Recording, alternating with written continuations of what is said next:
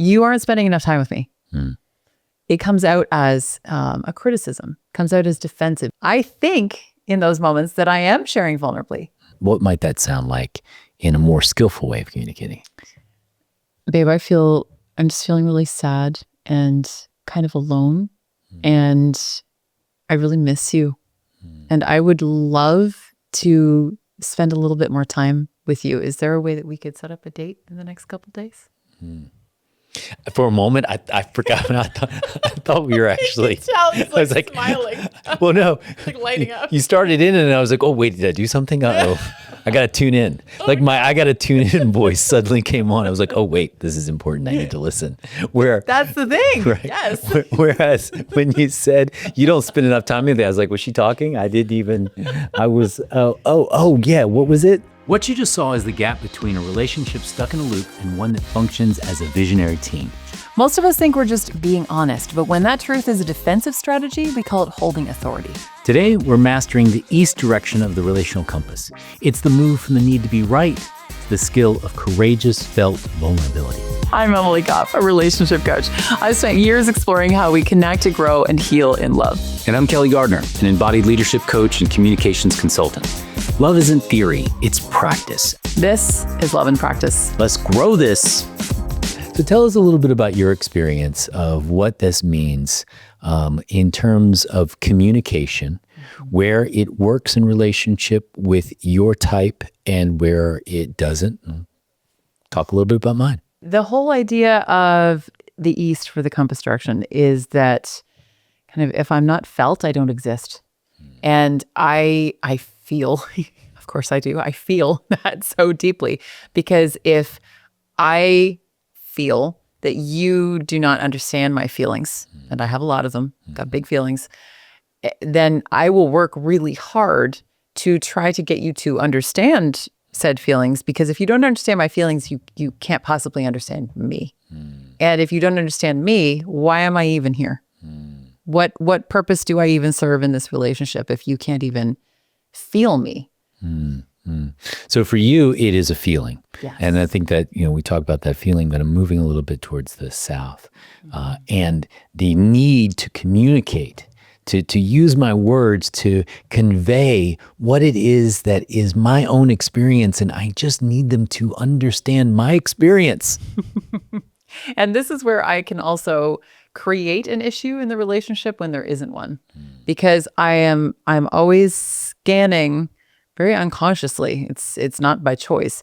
I just am always so aware of what's going on emotionally that if I sense that anything is off with me, with you in the relationship, I will bring it up, and sometimes not very skillfully. So sometimes if I have something I need to share with you, like that I feel really lonely, and actually tapping into that feeling, it will come out as something more like, you aren't spending enough time with me. And that's not usually an issue in our relationship anyway, but it comes out as a criticism, comes out as defensive, it comes out as a little bit aggressive. And that's not my intention. I think in those moments that I am sharing vulnerably. Like I'm letting you know that this thing is happening for me, but it's actually sharing the story as opposed to sharing my actual felt experience, which in my experience, you can relate to so much more. And it's so much more effective when I come from that place. That's something I've done a lot of work around. And so what would that vulnerability look like? Like what, instead of saying, you don't spend enough time with me, what might that sound like in a more skillful way of communicating? Babe, I'm just feeling really sad and kind of alone. And I really miss you. And I would love to spend a little bit more time with you. Is there a way that we could set up a date in the next couple of days? For a moment, I forgot. I thought we were actually. I was like smiling. Well, no. Like lighting up. You started in, and I was like, "Oh, wait, did I do something? Uh-oh, I got to tune in. Like my I got to tune in voice suddenly came on. I was like, oh, wait, this is important. I need to listen. That's the thing. Right. Yes. Whereas when you said you don't spend enough time with it, I was like, was she talking? I was, yeah. What was it? Yeah. Real time. This is what happens. And I have noticed such a difference as I deepen into this much more vulnerable, actually vulnerable way of expressing to you. The difference is absolutely night and day. Completely different experience. Yeah. This idea of vulnerability is a tricky one. Oftentimes I can think I'm being vulnerable because I'm telling you something that's hard for me to say, but I'm saying it in a way that's very protected because I'm communicating to you ultimately what I don't like about you. I'm trying to put it in a nice little container, right? We don't spend enough time together is really saying to me, I don't think that you're prioritizing me. I wouldn't spend so much. What are you talking about, right? So what's coming through, what's attempting to be communicated, can often come across as a subtle criticism. And this is the real big challenge of the communicator is I'm communicating everything that's really present for me. And the great thing about the East is, unlike the North, the East wants to move towards. The East wants to really go, I'm committed to this relationship. I want to be here. I'm going to stay in it. I'm going to continue to communicate as much as often as I can. This is also the space of relational looping. Especially when you have two East people like ourselves, we can find ourselves, we both really want to communicate and we really want to get to the bottom of it and we're willing to put in the time. And so we keep having the same conversations over and over. That can turn into, like long processing sessions, which I'm very proud we have gotten a lot better at, but oh my God, that used to be intense. Neither one of us is necessarily willing to budge because they're so intent on communicating my world. The communicator, I need you to see my version, my experience, understand me. If you could only understand me, this would go away. Yeah. If you could only understand where I'm coming from, there would be no conflict. And anytime you catch yourself in if only they would change, that's when you know that there's something inward you need to look at to see how you can address it differently. And also trust that you do get to be felt, you do get to be seen, you do get to experience, to be experienced and understood, but not necessarily at the same time as your partner. And sometimes that might mean going first and modeling to your partner from a place of genuinely wanting to see and understand your partner, modeling what that might look like and putting my armor down so that I can get curious and ask you questions. Sometimes I catch myself, though, not being quite fully in trust that I will get dealt with. So I'll almost voice that to you, being like, well, I really don't feel seen right now, but I'm going to put that down so that I can see you. I have legitimately done this, Tim. It's embarrassing. I don't feel seen right now, so I'm going to put that over to the side because I am better than you. I'm willing to put my stuff to the side. Right? That's what I hear. I don't know about you, but that's what I hear. And that's and then there comes the tit for tat. That's ingrained subtly in the communication. Now, again, the East is the communicator.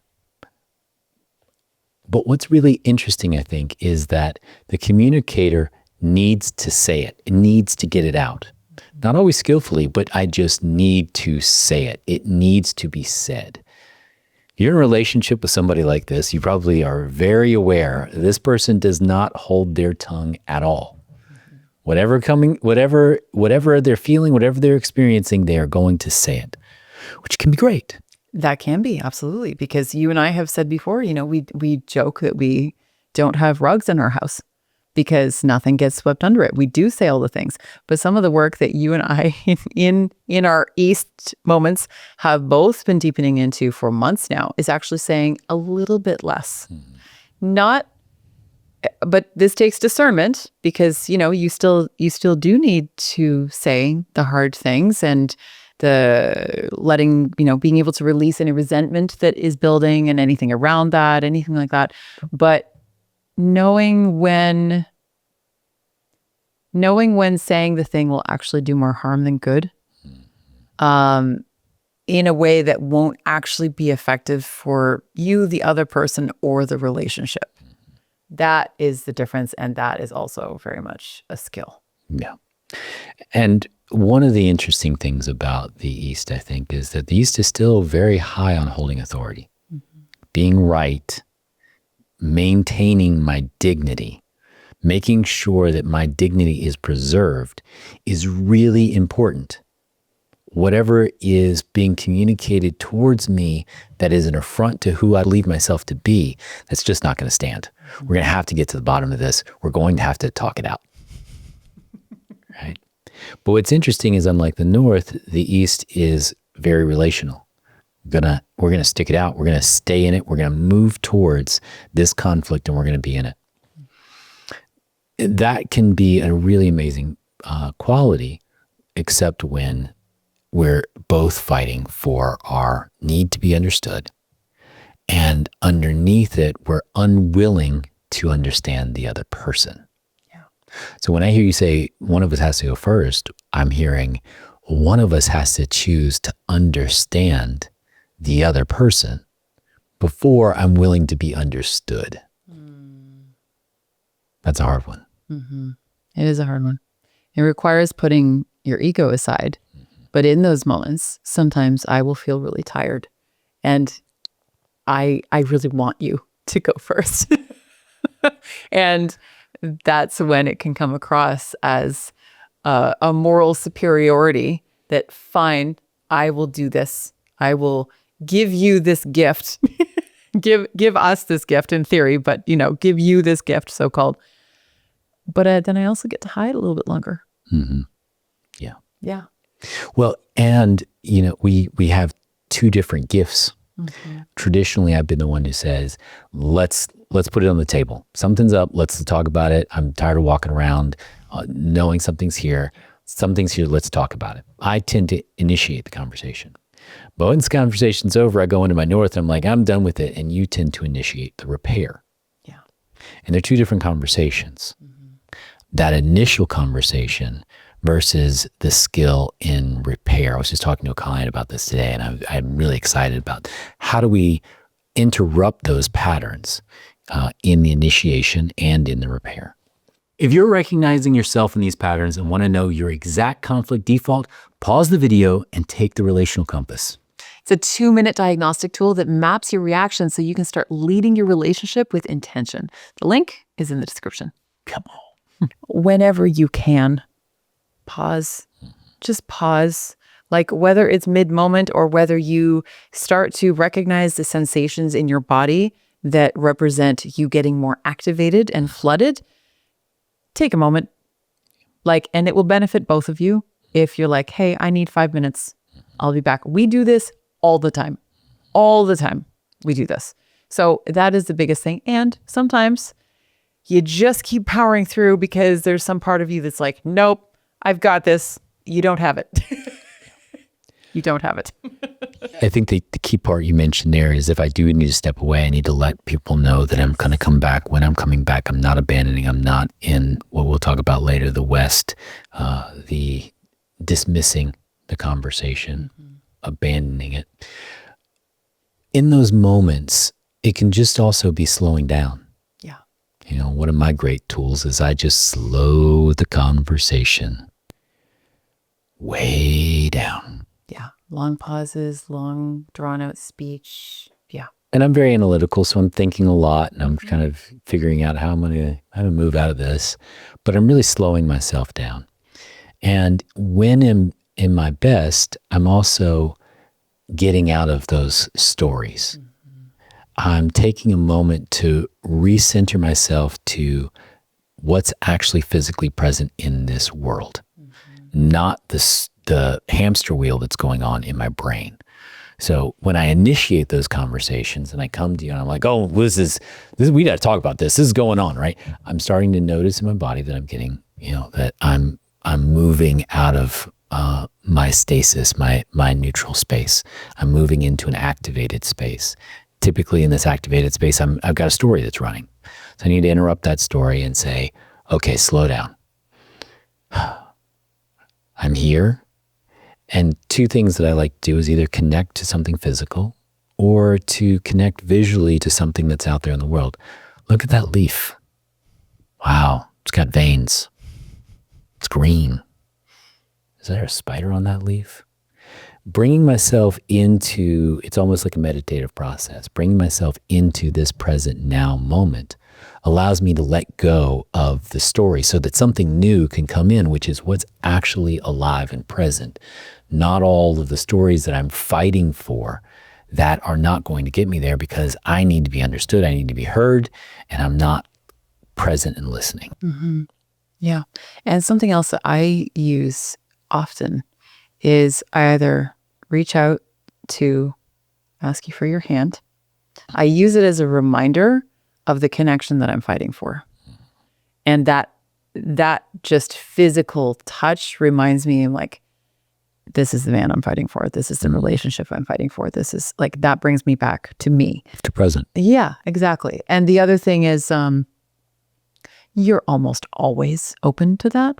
I don't know if I ever really remember a time where you haven't been, but even if you weren't, or even if I don't reach out for your hand, I reach from my heart and bring it back to the connection within me to regulate. And I just really will, again, just pause mid-conversation, close my eyes, take some deep breaths, breathing into that. I'm able to regulate myself, reroute myself, and then come at the conversation in a very different way.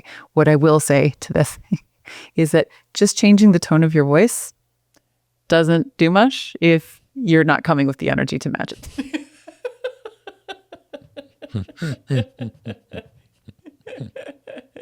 You guys could see some of the conflicts we've had about that.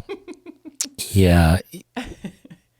It's lipstick on a pig. Yeah, exactly. Whenever I'm trying to change my way of speaking or the language, but I'm still committed to this story that I'm not being seen, I'm not being heard. I'm fighting for my life, for you to hear me, see me, understand me, because you don't get me. And yet I'm unwilling to truly get you and understand you. Yeah. Somebody's got to go first. Someone's always got to go first. And so that's ideally, we interrupt this conflict, these looping conflicts where I need to be heard, you need to be heard. We're both going at it. Ideally, we can interrupt those and we can come back to center. And from that place, we're able to have a much more productive conversation. But that doesn't always happen. Nope. We are the first ones to own that. Yeah. Sometimes you just walk away angry. Neither person got heard, and you're just like, I got to go to this meeting. I'm sorry. We'll take this up later. So then we get into repair. And, you have typically led us out in repair. So I'm curious to hear what some of the things have worked for you in doing so. I feel like a broken record by saying this, but one of the first things is curiosity. I'm like, I know it's not even just, hey, I'm doing this to repair in my mind. It's that I genuinely want to understand you. So once I have perhaps taken time away, managed to fully regulate myself if I wasn't able to during the conflict itself, and come back, it's asking you questions. Because something that you actually taught me, I used to lead with the apology. I'm fucking Canadian. Of course I did. And I sometimes still will, depending on the situation. But what you actually brought up to me early in our relationship, you had done a lot of work around restorative justice. And you can talk about that a little bit more if you want to. But the way that what I picked up about that from you was that the apology can't come before understanding the impact. And I always try to be really intentional about that. And that's why I get curious. And I'm like, hey, how did this affect you? What did I miss here?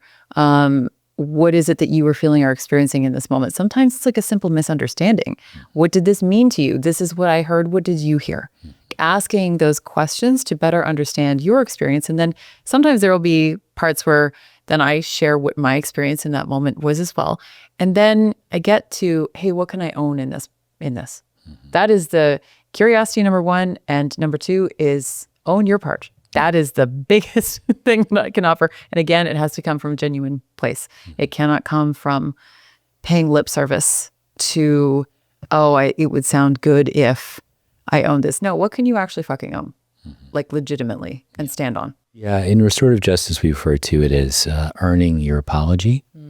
And an earned apology becomes earned through really going the process of understanding what the other person, all affected parties have actually, what's the injury that they've endured.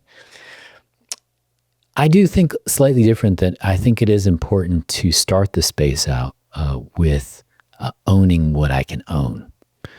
To step into the conversation and say, okay, look, if this was 85-15, I still got my 15 and I'm going to own it. And just by owning it creates a space. Yeah. I'm not going into like a full apology. Hey, listen, this thing was all mine, whatever it is. It's just I'm owning what I can own. I escalated this moment. I raised my voice in this moment. I cut you off in this moment. Whatever it is that I very specifically and narrowly can own, I'm going to start out the conversation with that. I want to signal to you that I've reflected back on the parts of me that were not my ideal part, and I'm going to own that part first. The second part I think that's really important is then to get curious, just in the same way that you were saying. And I like to play the game of that's right. And that simply is, can I reflect back, ask questions that get you to the place where you'll say, yeah, that's right. In other words, I feel seen. I fully understand you. I'm just playing the game of, can I do everything I can to help you believe that I understand what's going on for you? Now, that doesn't mean I have to agree with it. It's really important out there. I don't have to agree with it. Men, I want you to hear this again. You don't have to agree with it. You just have to understand it. This man has been a huge breakthrough for me in our process of really just coming to an understanding that that's reasonable for you to have that experience, and that's all I need to know. Well, and I actually would take it one step further. I don't think that you do necessarily need to understand it. You just need to validate it. Because you have gotten to the place where you can actually validate it, validate my experience, even though you don't understand what the fuck I'm feeling, but I'm feeling. You're like, okay, woman. But you have gotten to a place where what you can understand is that you can understand how a human being would get to that point. Exactly. Yeah. But you don't necessarily. And I just wanted to clarify that because I didn't want people to think that they do have to, fully understand the whole thing in order to validate. We are different humans. Yes. We are going to do things differently. And it doesn't make sense to me why you do things the way that you do. It makes perfect sense that I do things the way that I do. And why would anyone else do it any differently? There's a bias that we all hold around that. Yeah. We all hold a bias that our way on some level is the right way. We've thought about it a lot of time. Obviously, I've made this choice. It's clear to me that a human being would do this. But being in a relationship is learning that actually another human being does it completely different. And if there's polarity in the relationship, chances are there's somebody who in this room who's going to do it exactly the opposite way that you would do it. And it makes perfect sense to them, where it may not make sense to me. But I can see when I say I can understand how you arrived at that place for you. This was honestly one of this was a clear breakthrough moment in our relationship. We were like, I don't know, 2 years in, 2.5 years in. And you finally, it was like a light bulb went off. Like you got it. Yeah. And all of our conflicts started shifting after that. And I was like, who is this magical man I married? The hardest thing for me was that I needed to validate it. And I was like, I can't validate that. That is that's wrong. Like that, Can't get on board with that. there's no right to that. That makes no sense. There's no validation. No, you're doing it the wrong way. Damn it, woman. But I can see how you would do it, how that would make sense for you. Yeah. And that alone, I can see how that would make sense for you. Not in a condescending way, but just simply, okay, I can see how that works out for you. And so what I'm doing there, again, is just trying to get to the place of asking questions. Is this, when you said that, what was, okay. Oh, so you were upset. You were angry that I wasn't listening to you. You were, instead of defending, well, it wasn't that I wasn't listening to you. I was just trying to communicate this, and I've done that. Been there. Doesn't work. Saying, yeah. Well, actually, I'm curious, is because, I kind of lead in repair more often. You're also extremely skilled in repair. Is there something that I do other than what we've mentioned that stands out to you? I just started the conversation, to be quite honest. Okay. I mean, it's enough sometimes. Generally speaking, yeah, because I don't want to go first. There's my little boy doesn't want to admit that was okay. Yeah. And so I generally don't want to, I'm happy to let sleeping dogs lie. I'm going to go do my thing. You go do your thing. I can even let it go. I don't want to have to revisit this thing because I'm not coming back. I'm not coming back with, yeah, I know that I did this or I know I did that. I'm pissed. I don't want to come back. My ego does not want me to come back to that conversation. So that creates such an opportunity for me to come back into the conversation because I'm stuck in the loop of, yep, that makes perfect sense. You did what you were supposed to do. Mm-hmm. And there are moments where, you do initiate as well. Like, I don't want it to sound like you do, because you absolutely do. You did just last night, where you'll initiate the conversation, and it's beautiful. So it is reciprocal. I don't think that either one of us want to imply that no matter where you lie on a compass direction, that if you are in the east, that, repair is on you. What we're really talking about is our default settings. Yeah, exactly. What do we default to when we're dysregulated? Mm-hmm. When I am in conflict or when literally feels like my life is in danger, what's my go-to strategy? And these will evolve over time. These will shift over time. But really recognizing what your strategy is right now is what allows you to interrupt it, and understanding your partner's strategy is what allows us to be on the same team. Mm-hmm. Yeah. And I think that how you recognize that something is your default is not only obviously being introspective and looking at your past patterns, and you can talk to your current partner about that as well, but what in those moments where you are more activated, what is the default urgent pull towards? Like, what is that? In my case, yours might be pulling away a little bit more. That might be kind of the more present. I need some space. I need to get out of here. Whereas mine is more of a panicked, like, I need to fix this. Like, how do we fix the connection? And when I give myself space and take some space and regulate, that panic dissolves.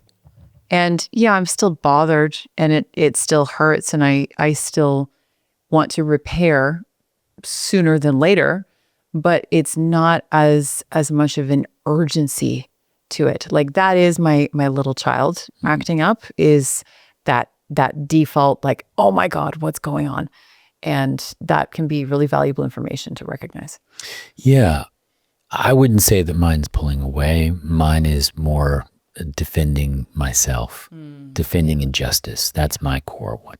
And that's what's been really great about understanding this compass that we've put together is, recognizing that, yes, we have a core direction, but what I tend to find, it shows up when I read the results from people over and over, is that we all have one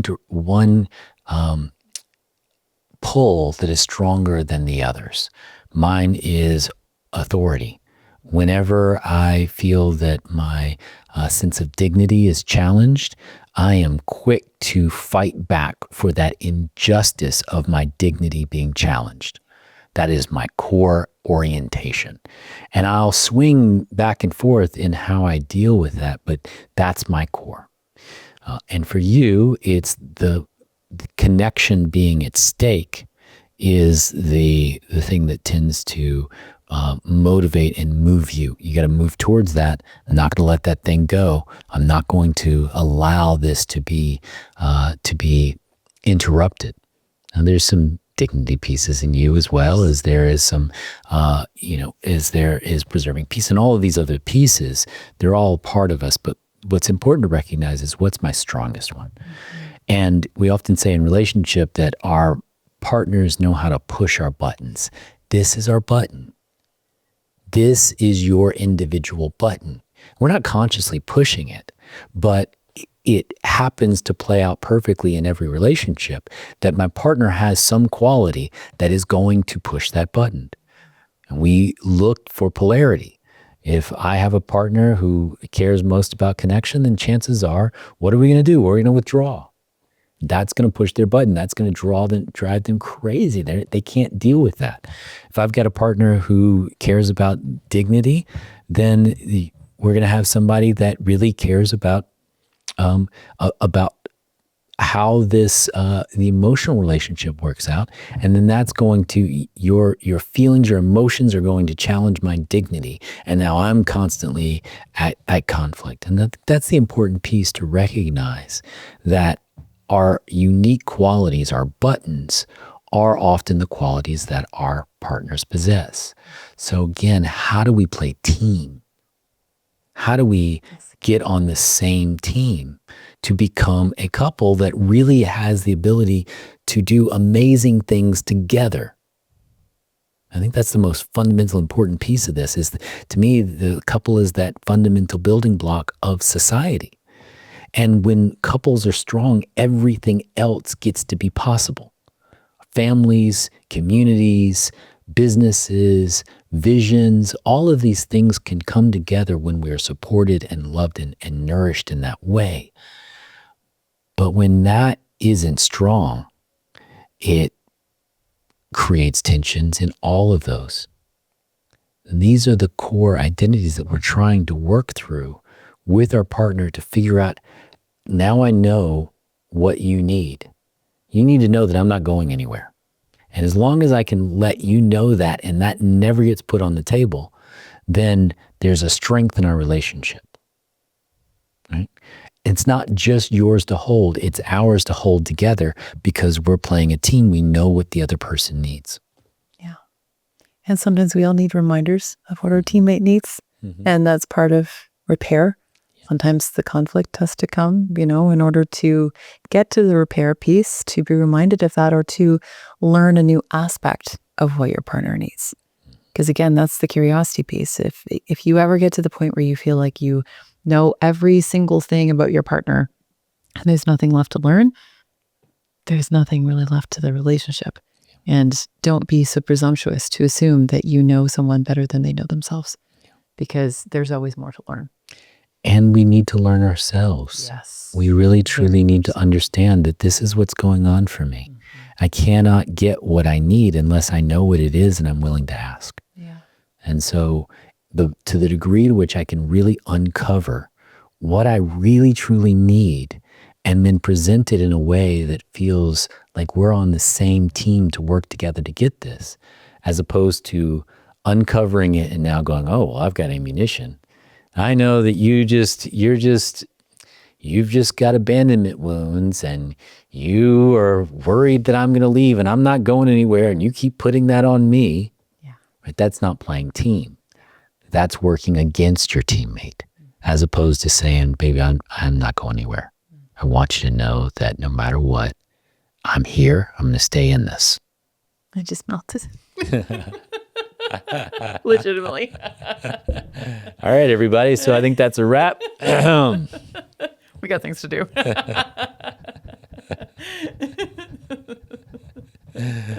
Thank you for another wonderful episode. Thank you. Thank you, Liver. And I look forward to talking a little bit more about all of these amazing pieces that make us who we are. Next up, we've got a little bit about the West, and then we're getting into some more of the skills that we build to create the epic partnerships that we all want. Love and practice. If today's conversation helped you see a pattern in your relationship that you didn't notice before, do us a favor, hit that like button. It tells the algorithm that this kind of information is really what matters. And if you want to keep moving from partner blame to pattern mastery, make sure you subscribe. We're releasing new episodes every week to help you and your partner function as a true visionary team. But don't let the work stop there. The best way to apply what you learned today is to go ahead, take the Relational Compass. You'll see the link in the description below. It takes 2 minutes and it gives you the map you need to navigate these conflict loops with intention. Take the assessment, share your results with your partner, and we'll see you in the next practice.